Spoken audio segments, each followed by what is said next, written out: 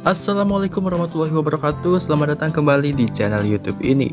Oke, di video kali ini kita mau nge-review lagi atau merekap lagi episode dari Number One Sentai Gojujutsu.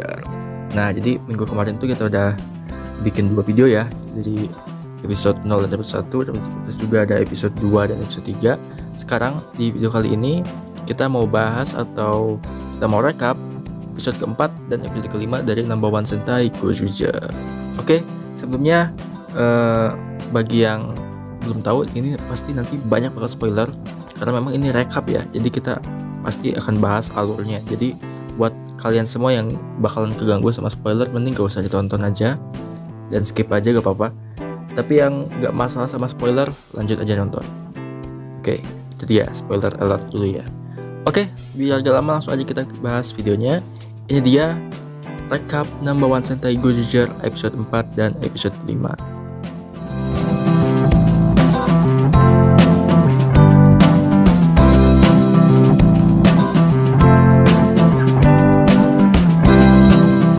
Kita mulai dari episode keempatnya dulu yang berjudul Waktunya Pesta Orang Tua Bermimpi. Scene dimulai dengan Takehara Joji yang memulai episode ini dengan monolog tentang masa lalunya. Dia adalah seorang kakek berusia 87 tahun dengan watak yang tabah, namun tulus yang mengakibatkan sang cucu, Futoshi, mengejeknya dengan sebutan kakek tua yang keras kepala. Suatu hari, dia menemukan cincin Goju Eagle Sentai yang diletakkan di pohon bonsai miliknya secara tidak sengaja. Saat Joji mengambil cincin itu untuk memeriksanya, cincin itu menghilang, dan dia muncul di dalam sebuah ruang batin dengan tegas portret yang menanyakan Joji tentang keinginannya, yang awalnya membuatnya merasa takut. Namun kemudian, dia berpikir bahwa dia tidak sepenuhnya menikmati hidup meskipun telah hidup begitu lama, dan bahwa dia selalu iri pada orang-orang yang bebas bersenang-senang. Akhirnya, Joji menyatakan bahwa dia ingin mengulang masa mudanya dan menjadi seorang party people. Dan begitulah, Joji menyatakan keinginannya, yaitu untuk menjadi awet muda ya. Tegasport menyetujui keinginan Joji dan membuat kontrak dengannya dengan menghujani lelaki tua itu dengan cahaya hijau. Saat cahayanya mulai redup, Joji mendapati dirinya berada di rumahnya sekali lagi. Namun, ia segera mengetahui bahwa tubuhnya telah kembali menjadi tubuh remaja laki-laki berusia 17 tahun. Saat ia mencoba mencerna apakah ini nyata, Tegasport akan berbicara melalui poster bahwa bertarung dengan tubuh aslinya akan terlalu sulit. Jadi, jika Joji ingin tetap awet muda secara permanen, ia perlu mengumpulkan semua Sentai Ring. Saat Joji muda berteriak kegirangan, adegan langsung beralih ke Joji tua asli dari episode sebelumnya. Ia tersandung karena rasa lapar yang menguasainya, yang akhirnya mendorong Heiru untuk menangkap Joji sebelum ia jatuh. Anehnya, Joji dengan linglung meminta seseorang untuk memberinya telur. Di kafe Half Century, Ryugi memberi Joji Tegasport Omurice, yang dengan bersemangat ia selesaikan disaksikan oleh Heiru, Saori, Rikuo, dan Ryugi. Seketika, tubuh Joji diremajakan kembali ke versi 17 tahun, yang membuat Saori penasaran dan membingungkan para Gojujutsu yang lainnya. Joji menjelaskan bahwa peremajaannya ini membutuhkan banyak nutrisi, dan telur kebetulan menjadi kunci utama di dalamnya. Rikuo segera meminta Ryugi untuk membawa Joji ke ayah Ryugi, yang adalah seorang dokter. Namun, Ryugi sangat membenci ayahnya, menyatakan bahwa ayahnya tidak akan pernah percaya padanya. Joji segera berdiri dan memberitahu mereka bahwa dia tidak punya waktu untuk disia-siakan, karena keesokan harinya dia terlihat mendaftar di SMA Number One. Joji hendak memperkenalkan dirinya kepada para siswa, tetapi dia bingung melihat bahwa salah satu teman sekelasnya sebenarnya adalah Futoshi. Dia segera melihat cincin Goju Eagle miliknya dan mendapat ide untuk menyembunyikan alter egonya setelah mengingat julukan Bald Eagle atau burung pemangsa atau Take Kinji. Jadi dia memperkenalkan kembali dirinya sebagai Kinjiro Takehara atau Takehara Kinjiro. Sementara itu, di tempat parkir bawah tanah, Sumino terlihat memata-matai seorang jaksa tinggi bernama Sakuraba. Begitu dia menunjukkan kehadirannya, dia mulai bertanya kepada Sakuraba tentang kasus hilangnya Ichikawa Oto, adik perempuan Sumino. Ternyata, Sakuraba tidak tahu tentang kasus tersebut, dan malah dengan jahat melihat cincin Goju Unicorn milik Sumino, akhirnya dia berubah menjadi Universe Warrior Ryusou Red. Sumino hendak berubah menjadi Goju Unicorn, tetapi gagal karena alasan yang tidak diketahui. Saat Ryusou Red menyerang Sumino yang tak berdaya, Atami Tokonatsu bergegas membantunya, yang sudah berubah menjadi Don Momotaro. Dua Universe Warrior kemudian bertarung satu sama lain, dengan Don Momotaro mendapatkan keuntungan meskipun Ryusou Red memiliki keterampilan berpedang. Dan Momotaro dengan cepat mengakhiri pertempuran menggunakan kemampuan Sentai Ring Time Ranger untuk membukukan kembali Ryusou Red, mengalahkan Sakuraba. Dengan Ryusoldier Sentai Ring disita oleh Tokonatsu, Tega Sword perak Sakuraba hancur, menandakan diskualifikasinya dari kontrak cincinnya. Sumino berterima kasih kepada Tokonatsu atas bantuannya, dan Tokonatsu menasihati Sumino untuk tidak gegabah, karena Sumino juga memiliki keluarga yang harus diurus sejak hilangnya Oto. Shin pun beralih ke markas Braidan, dengan Fire Candle dengan marah bertanya kepada Bokuet tentang kemajuan reparasi King Candler-nya. Namun, Bokuet membalas Fire Candle sambil memegang foto Rikuo yang robek. Sementara Fire Candle terkejut dengan sisi kekerasannya yang tak terduga. Bokuet mengoceh tentang barangnya yang rusak, yang sepenuhnya dihancurkan oleh Tega Sword Blue dan oleh perwakilannya yaitu Goju Leon. Bokuet bersumpah bahwa Goju Leon harus menderita sebagai balasannya, sebelum segera mengalami gangguan mental atas nasib buruknya. Untungnya, Shining Knife dan Sweet Cake mengusulkan ide untuk segera mengumpulkan Sentai Ring yang tersisa, memanggil sepasang Arye emas yang disebut Star 5 dan Mitsuta 5. Selama waktu istirahat sekolah menengah, teman sekelas baru Kinjino, Kageyama, mengundangnya ke pesta penyambutan di atap. Meskipun ada peraturan sekolah untuk tidak masuk ke sana, Kinjiro memarahi dia karena melanggar aturan demi keselamatan siswa. Dan Kageyama mengajak Kinjiro sebagai balasan dengan menyebut kepribadiannya mirip dengan orang tua keras kepala sebelum pergi. Sementara Kinjiro bingung dengan pandangannya yang keras kepala yang menghalangi dia untuk menjadi orang yang berpesta atau party people. Futoshi menghampirinya sambil berbicara tentang bagaimana nama keluarga mereka sama. Saat Kageyama beristirahat di atap karena bosan, seseorang bertanya kepadanya apakah dia ingin berpesta, yang segera dia setujui. Namun, dia terlambat menyadari bahwa itu adalah jebakan yang dipasang oleh Braidan, yang memungkinkan Party People No. 1 untuk menjadikannya tuan rumahnya. Pada saat yang sama, dua Takehara berjalan-jalan di tepi sungai saat Kinjiro bertanya bagaimana keadaan keluarga Futoshi saat ini. Sementara sedikit bingung dengan pertanyaan itu, Futoshi memberitahu Kinjiro bahwa kakeknya tampaknya kabur dari rumah. Meskipun Futoshi tidak mempermasalahkannya, karena kakeknya adalah orang yang ketat dan keras kepala dan mungkin tidak benar-benar tahu bagaimana bersenang-senang sama sekali. Kinjiro membentak, memberitahu Futoshi untuk berhenti dimanja dan bahwa pekerjaannya sebagai siswa seharusnya bekerja keras dan memvisualisasikan masa depan. Bertanya kepada cucunya apakah dia punya mimpi. Futoshi mengakui bahwa dia tidak punya dan menyuruhnya untuk berhenti sebelum meninggalkannya. Kinjiro berkecil hati dan menyerahkan kontraknya dengan melemparkan cincinnya ke sungai. Kinjiro kemudian berbicara dengan Hoiru tentang Futoshi, mengatakan kepadanya bahwa dia telah melakukan semua yang dia bisa untuk keluarganya, menjalani kehidupan yang sangat disiplin untuk menafkahi keluarganya. Dan dapat diduga, Hoiru mengatakan kepadanya bahwa pernyataan itu sebenarnya menunjukkan egoismenya dengan menyebutnya bagaimana dia ingin hidup, bukan bagaimana cara hidup yang sebenarnya. Untungnya, Hoiru juga menyebutkan bahwa perasaan Kinjiro terhadap keluarganya adalah nyata. Akhirnya, Hoiru menyarankan agar dia memberitahu mereka saja. Kalau tidak, dia akan menyesalinya karena tidak ada yang tahu apakah dia tidak akan pernah melihat mereka lagi. Kinjiro memikirkan mendiang istrinya dan mengikuti saran Hoiru.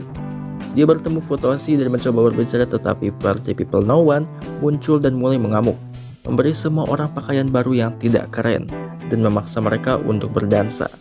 Para Gojuger selain Kinjiro terkena serangan Monster Beams, dengan Kinjiro menyelamatkan Futoshi dari serangannya juga.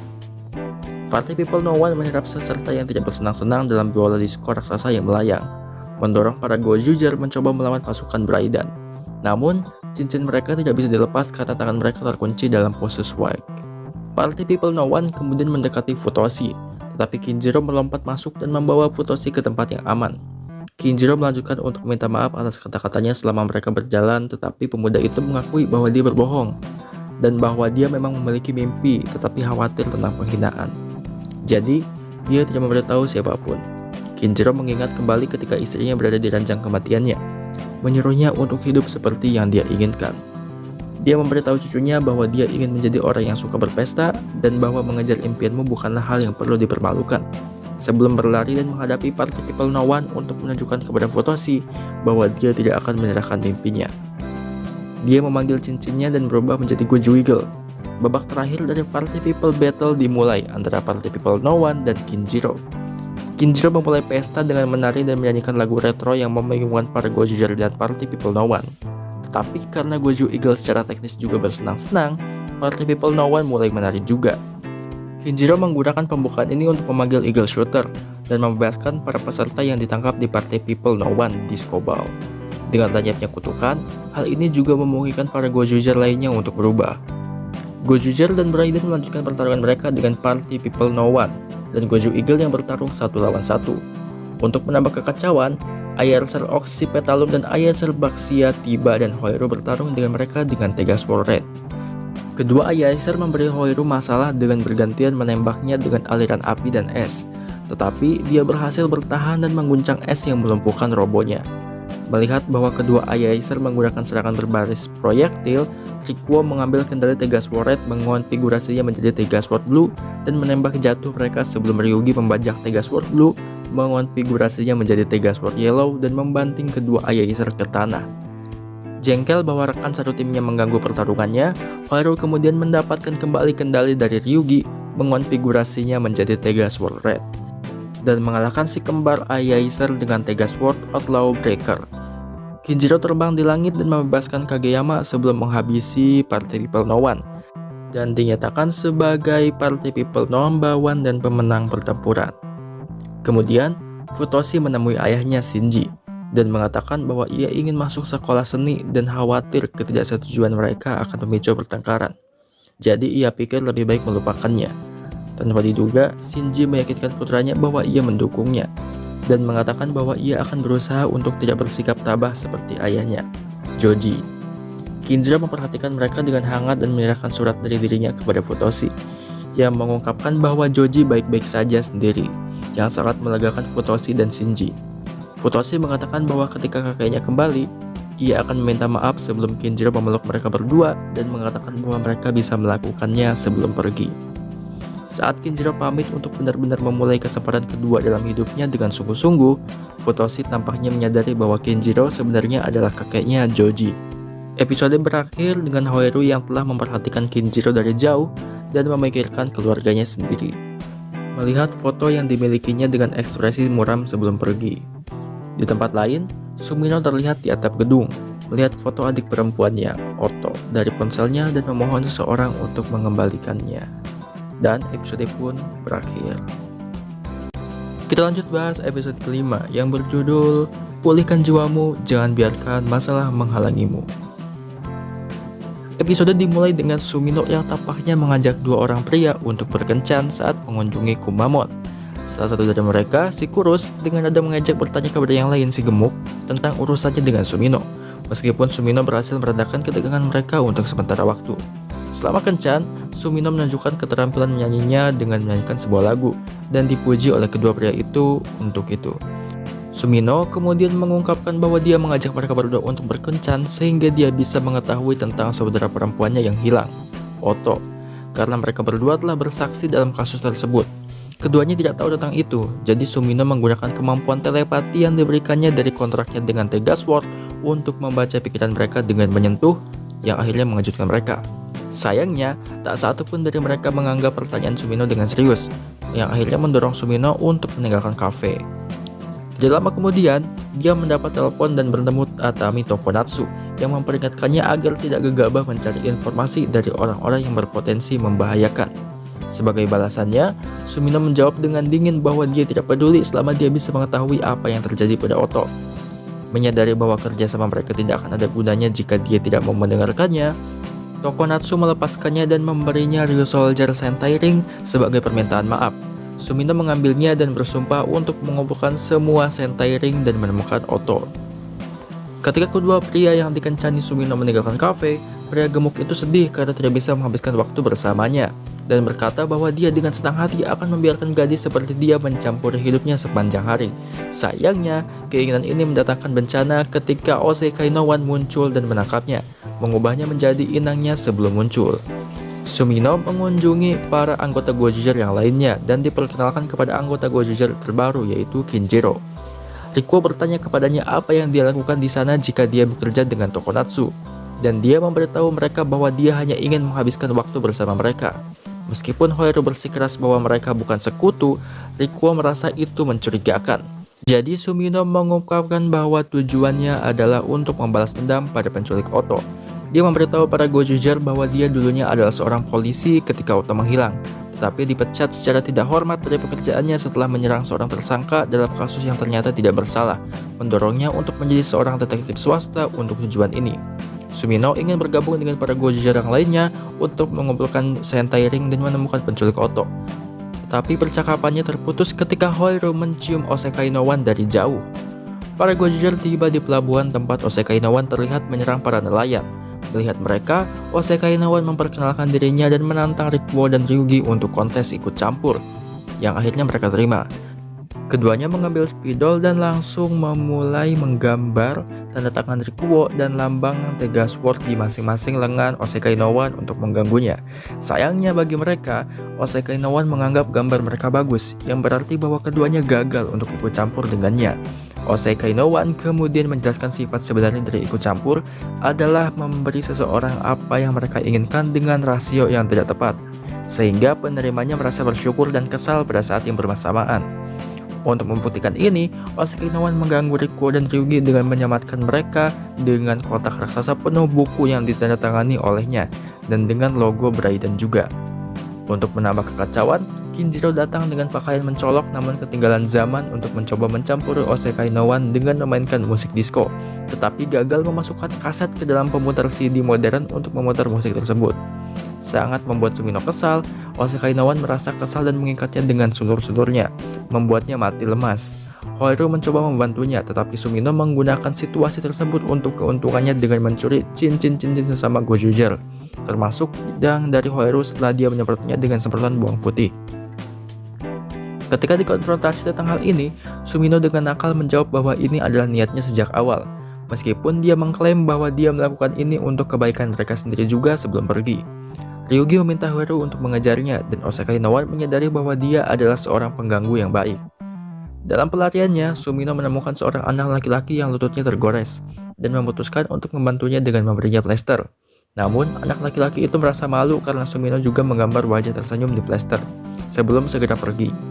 Hoiru yang menyaksikan tindakan kebaikan ini datang dan meminta cincinnya kembali. Sumino menipu Hoiru dengan membuang satu dari tasnya, dan ketika Hoiru pergi untuk mengambilnya, dia mengetahui bahwa itu adalah cincin palsu yang membuatnya sangat kecewa. Sumino tiba di gudang, tetapi terpojok oleh sekelompok Arye, dan sekali lagi tidak dapat berubah dan melawan mereka. Hoiru datang untuk menyelamatkannya dan mendesaknya untuk pergi sementara dia melawan Arye, bahkan tanpa berubah. Tetapi Osekai no One muncul dan merantainya ke pilar. Dia kemudian mengungkapkan bahwa dia menemukan ikat rambut milik Oto, yang membuat Sumino tidak percaya. Osekai no One hanya menjawab bahwa itu mudah baginya untuk mengumpulkan bukti dari tempat kejadian perkara, dan ikat rambut itu pasti memiliki banyak sidik jari pelaku di atasnya. Saat tekad Sumino goyah, Osekai no One menyatakan ultimatumnya. Jika dia membunuh Hoiru, dia akan mendapatkan ikat rambut itu. Jika tidak, dia akan membuang ikat rambut itu setelah menggunakan senapan Arye untuk membakar tong di dekatnya. Tampaknya tidak punya pilihan lain, Sumino mengarahkan Tega Sword-nya ke lehernya Hoiru, sementara Sumino meminta maaf dan mengklaim bahwa ini bukan masalah pribadi. Hoiru mengejek Sumino untuk membunuhnya jika itu yang diinginkannya. Namun, Hoiru tahu bahwa Sumino benar-benar orang baik setelah menyaksikan tindakan kebaikannya menggunakan plester sebelumnya. Dalam hal itu, Hoiru bertanya padanya apa sebenarnya keinginannya. Sumino tiba-tiba teringat kenangan dengan Oto, di mana dia memberitahu adik perempuannya bahwa mimpinya adalah menjadi polisi wanita untuk melindungi orang. Sementara Oto merasa bahwa impian Sumino terlalu usil, dia mendukungnya dengan sepenuh hati. Akhirnya dia mengangkat Tega Sword-nya ke arah Hoiru, tetapi alih-alih membunuhnya, dia malah melepaskannya. Melihat Sumino tidak mematuhinya, Osekai no One melempar ikat rambut Oto ke dalam api. Tetapi Sumino tidak keberatan, mengklaim bahwa dia akan menemukan penculik Oto sendiri, dan bahwa Osekai no One tidak akan ikut campur. Dia bersumpah kepada Tega Sword bahwa dia akan menggunakan kekuatan ini untuk melindungi orang-orang dan menyelamatkan Oto sendiri. Merasakan tekadnya, cincin Goju Unicorn bersinar sebentar seolah-olah untuk menjawab keyakinannya yang baru. Dengan itu, Sumino berubah menjadi Goju Unicorn. Osekai no One dan Goju Unicorn memperkenalkan diri mereka dan mulai bertarung. Sumino memanggil Unicorn Drill dan menggunakan kemampuan telepatinya untuk melihat serangan yang direncanakan Osekai no One. Para Gojuger lainnya tiba dan Kinjiro dengan marah meminta cincin mereka kembali. Jadi Goju Unicorn setuju untuk mengembalikannya untuk sementara waktu sampai tiba saatnya baginya untuk mengklaimnya dengan benar. dengan Hoiru mengejeknya agar tidak membiarkan Sentai Ring miliknya dicuri saat itu. Para Gojuger yang lainnya berubah dan bergabung dalam pertarungan. Saat Osekai no One dan Arya bersiap menyerang mereka, Aiaiser Mandrake muncul, dipiloti oleh Arya Magijire berwarna emas yang mengeluh tentang kotornya dunia manusia saat ia mengenakan sarung tangan dan masker wajah. Goju Wolf bersiap menjadikan Dress Guard sebagai bangsanya, tetapi Goju Eagle menghentikannya dan mengatakan kepadanya bahwa ia akan menghadapinya sendiri. Goju Wolf setuju dan mereka pun pergi. Kinjiro kemudian memanggil Kyojin Tegas Sword dan mengonfigurasinya kembali menjadi mecha pribadinya, yaitu Tegas Sword Green. Saat Gojuger bertempur melawan Raiden di darat, Kinjiro menggunakan kemampuan terbang Green untuk membawa Aiaiser Mandrake pergi untuk mencegah kerusakan tambahan. Setelah menganggap pegunungan berbatu tandus sebagai medan perang yang tepat, Kinjiro menjatuhkan Mandrake, mengotorinya dan membuat Majijire marah. Sementara Kinjiro dengan terampil menggunakan Tegas Sword Green untuk meningkatkan kemampuan menendang untuk melukai Mandrake. Majijire menggunakan sapu Mandrake untuk menyapu debu dan menyembunyikan dirinya dari pandangan Kinjiro. Sayangnya, bagi Majijire yang fobia kuman, Kinjiro hanya menggunakan kemampuan Goju Wiggle Ring-nya untuk secara akurat menentukan lokasinya, bahkan dengan tabir asap tebal. Dengan Tegas Sword Cupid Arrow Finisher, Kinjiro menghabisi Aiaiser dan Majijire yang gila kebersihan. Kembali ke tanah, Sumino berhasil menempatkan Osekai no One di sudut. Kemudian dia menggunakan Ryusoldier Sentai Ring untuk berubah menjadi Ryusol Red, menggunakan Ryusol Ken miliknya untuk berulang kali menebas Osekai no One seperti dalam video game. Setelah dia berubah menjadi Goju Unicorn, dia menggunakan Unicorn Drill Attack miliknya, bersama dengan Tegas Sword miliknya untuk menghabisi Osekai no One dan membebaskan manusia gendut. Setelah dia memindahkan manusia gendut itu ke tempat yang aman menggunakan cincin torso armor miliknya, dia dinyatakan sebagai pemenang untuk pertarungan nomor 1 kali ini. Kembali di Cafe Half Century, Kinjiro tergerak oleh gagasan Sumino yang nampaknya telah mengabaikan keinginannya untuk membalas dendam terhadap penculik Oto. Dan sebaliknya, ia ingin membantu orang dan menemukan saudara perempuannya yang telah lama hilang. Sumino mengoreksi Kinjiro dengan menyatakan bahwa keinginannya untuk menemukan Oto dan keinginannya untuk membalas dendam adalah dua hal yang sama sekali berbeda. Episode berakhir dengan Sumino yang membocorkan bahwa penculik Oto adalah seorang pria yang memiliki sepasang mata abu-abu seperti kabut. Sementara itu, Rikuo kebetulan menemukan dua penggemar setia menunggu di luar kafe dan segera menandatangani fotonya, sambil kagum dengan kedua penggemar itu karena menyimpan foto lamanya bertahun-tahun yang lalu. Dengan dia menggunakan sepasang soft lens abu-abu. Dan episode pun berakhir. Oke teman-teman, itu dia rekap dari episode keempat dan episode kelima. Dan ini bakal jadi plot twist lagi nih kalau misalkan ternyata si Rikuo ini adalah punya kaitan dengan kasus hilangnya Oto adiknya Sumino ya. Ini bakal jadi plot twist lagi, sama seperti kayak Gideon Brothers yang dimana si Kijino sama Tsubasa ini punya kaitan dengan si Mio-chan. Dan tentunya di episode 5 ini kita juga udah tahu semua kekuatan masing-masing dari personil Gojuger, yang dimana si Goju Wolf efek samping dari pemakaian cincin Wolfnya itu adalah mempunyai penciuman yang tajam, kemudian si Rikuo mempunyai pendengaran yang tajam, terus juga si Ryugi punya kekuatan yang di luar manusia biasa gitu, terus juga si Kinjiro punya penglihatan yang tajam, dan juga si Sumino yang mempunyai kekuatan membaca pikiran seseorang. Itu dia ternyata efek samping atau kekuatan murni dari cincin-cincin Gojuger. Oke, saya rasa cukup untuk video kali ini. Saya tutup. Wabillahi taufiq wal hidayah. Wassalamualaikum warahmatullahi wabarakatuh.